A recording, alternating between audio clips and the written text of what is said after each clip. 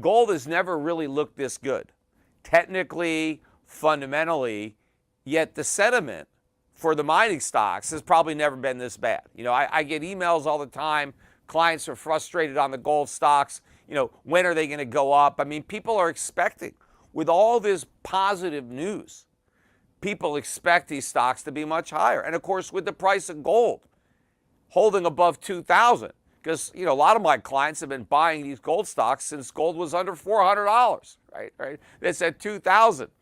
And yeah, it should be a lot higher than 2,000. Now, part of the problem is that the cost of mining are also a lot higher now than they were when gold was at 400. In fact, none of the gold companies that were mining gold back then could even be in business today if the price hadn't gone up, because the cost went way up. And again, that's the irony, that gold stocks are the ironic victims of inflation. Inflation has driven up mining costs, but because investors still don't realize how bad the inflation problem is, the price of gold hasn't risen nearly enough to reflect it. Peter Schiff sheds light on the contrasting scenarios surrounding gold and silver. Despite gold's strong technical and fundamental outlook, sentiment towards mining stocks remains dismal. Schiff emphasizes the irony that mining costs have surged due to inflation, yet gold prices haven't adequately reflected this reality. Remarkably, gold has maintained above the $2,000 mark for 37 consecutive days, signaling significant support at this level. This presents a unique buying opportunity for investors, especially considering silver's potential to catch up and even surpass gold's performance in the future. With gold stocks seemingly undervalued given the current gold prices, the risk-to-reward ratio appears favorable for investors. Stay informed with valuable insights like these by subscribing to our channel, liking this video, and sharing. Don't forget to turn on post notifications to never miss an update. I want to mention gold again because, gold dropped about 20 bucks an ounce yesterday, although it recovered about half of that decline today. But of course, as soon as gold goes down, the gold stocks get hammered. They're down 3-4% again. The sentiment is just so negative in these names. And we've had a lot of these $20 or more sell-offs in the price of gold, which has, scared the hell out of the gold stock market. But what I pointed out today on X, and something that nobody is really talking about, but even though gold went down a lot, I mean, not a lot, 20 bucks isn't that much, but even though it has these big drops, gold has not gone below 2,000 in 37 days. That means that gold hasn't traded below 2,000. I'm talking about spot, not even the futures, which trade a little higher. But there hasn't been a single day in 2024 where gold has been below 2,000. Think about that. And 37 consecutive days above 2,000, that's a record. The prior record was 11 days above 2,000, and that was in late 2023, so kind of not too far before this record. It was almost like a string, but there were a few days in between that we got below 2,000. But we've now been above it again for 37 straight days. But if you think about what that means for the price of gold, I think in the entire history of gold, there have only been 29 days where gold traded above 2,000. And in the past, when it got to 2,000, maybe it stayed there for a day, in 3-4 days. That was it until that string, I think, in 2023. So it was very rare for gold to even get above 2,000, let alone maintain a price above 2,000. But that's what's happened. And to me, this former resistance area where everybody wanted to sell $2,000 gold has now become support, where the smart money is buying the dips to 2,000. Now, yes, we haven't made a lot of headway north of 2,000, but we haven't gone south. And what's happening is consolidation.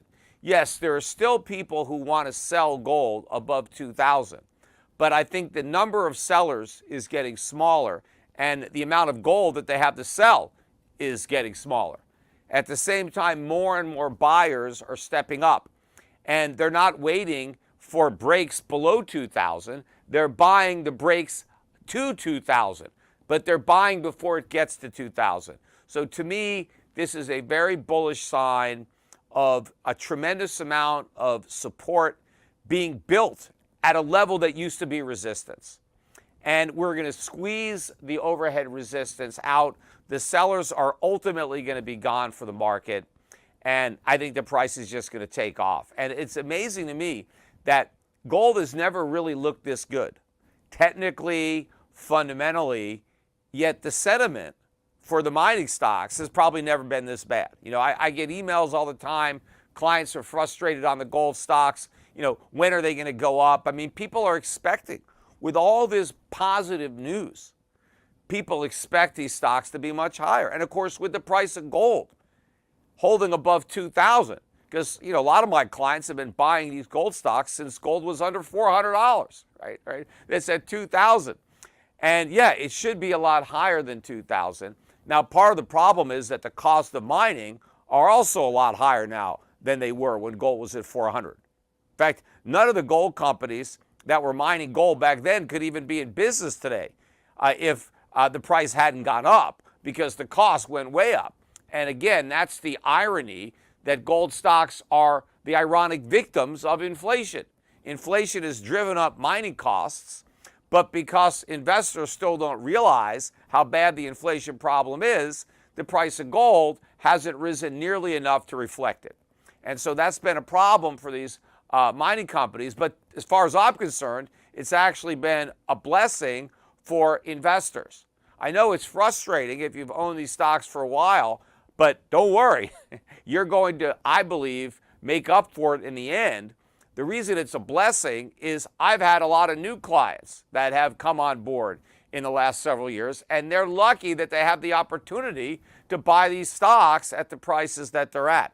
And even older clients who have more money now have an opportunity to add to their positions, which is what I have done personally.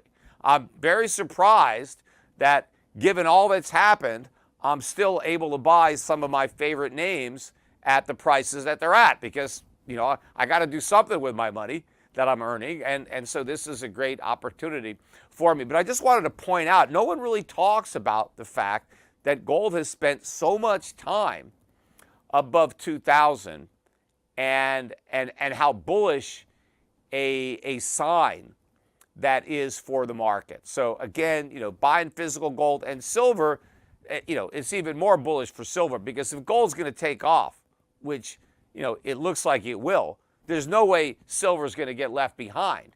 In fact, eventually it's going to cash up and overtake gold, because that's what it always does. I mean, again, you know, just because it's done it, you know, in the past doesn't guarantee it's going to do it in the future. But history is generally a pretty good guide, because it's really all we have, right? We don't know what's going to happen in the future, but we know what has happened in the past. And we could use that as pretty much our only reference to try to extrapolate and decide what we think is the most likely thing to happen in the future. And I think that's that ultimately that you're going to see an even bigger move up in silver, especially since it's now, you know, half of its record highs, whereas gold is basically at an all-time record high. Yeah, technically it's been a little higher, but for government work, it's pretty much at the highs, and silver is, you know, half its highs. So I think, you know, while you're buying some gold, make sure and buy some silver. And again, you know, the mining stocks, they're giving these things away. I know, I mean, it's not like the toy inside a Cracker Jack box, but it's pretty close. But yeah, I mean, there's risk, but there's risk in everything. The key is, what is the risk in relation to the upside potential? That's the key. Yeah, I could lose money if the gold stocks go down, but you can make a hell of a lot more money if they do what I think they're going to do. And the fact that you can already buy them this cheap, I think, de-risks a lot of the trade. Yes, there's still risk in there, but the stock should be much higher in price right now, given where gold is.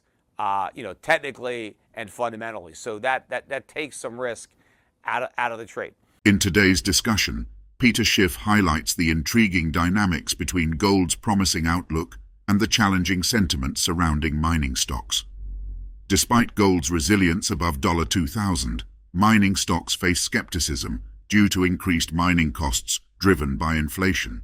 However, Schiff sees this as an opportunity for investors, emphasizing the potential for both gold and silver to soar. With gold maintaining its position above $2,000 for a record-breaking 37 days, the stage is set for a bullish market. Don't miss out on valuable insights like these. Be sure to subscribe to our channel, like this video, and share your thoughts in the comments below. And remember to turn on post notifications to stay updated on our latest content. Thank you for watching.